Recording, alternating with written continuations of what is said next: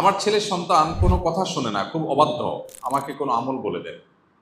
সন্তান অবাধ্য হওয়া এই যুগের সামাজিক সমস্যাগুলোর অন্যতম।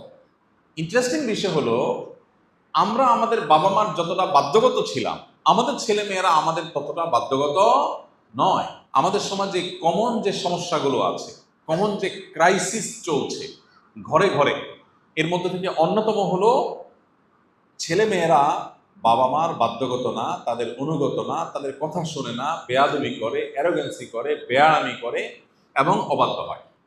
অনেক বাবা মা আছেন যারা এটা বাইরে বলতে পারেন না। তিনি মানুষের সামনে পারিবারিকভাবে সুখে থাকার অভিনয় করেন। হ্যাঁ, ছেলে মেয়ে নিয়ে অনেক ভালো আছি ভাই, অনেক হ্যাপি ভাই, কিন্তু ভেতরে অনেক ত্রাস, অনেক অশান্তি, অনেক কষ্টতা বেচারা বলতে পারেন না। ঘরে ঘরে জনে জনে এই সমস্যা।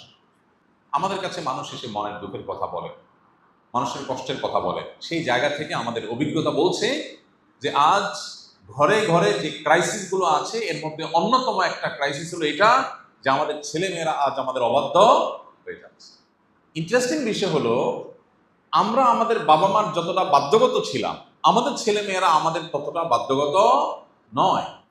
অথচ আমাদের বাবা মা আমাদেরকে এতটা সুখে রাখতে পারেন নাই, এতটা ভালো খাবার, আবাসন, পোশাক আশাক, যা প্রয়োজন সেটার ব্যবস্থা এতটা তারা করতে পারেন নাই এখন আমরা আমাদের সন্তানদের জন্য যতটা করতে পারি। তাহলে হওয়ার কথা ছিল উল্টা। আমার একটা জিনিস খাইতে মন চাইছে, আমার বাবা আমার মা সাথে সাথে সেটা ব্যবস্থা করতে পারেন না, বাট আমার ছেলের জন্য আমি অনেক বেশি পারি, তাদের তুলনায় আমার অ্যাবিলিটি অনেক বেশি। তাহলে আমার সন্তান আমার একটু বেশি অনুগত হওয়ার কথা ছিল না? কিন্তু হচ্ছে উল্টা। কারণ কি? আমাদের অনেকে আছেন বাবা মা ছোটবেলা অনেক শাসন করেছেন, কড়াকড়ি করেছেন, কোনো ক্ষেত্রে হয়তো একটু বেশিও করে ফেলেছে।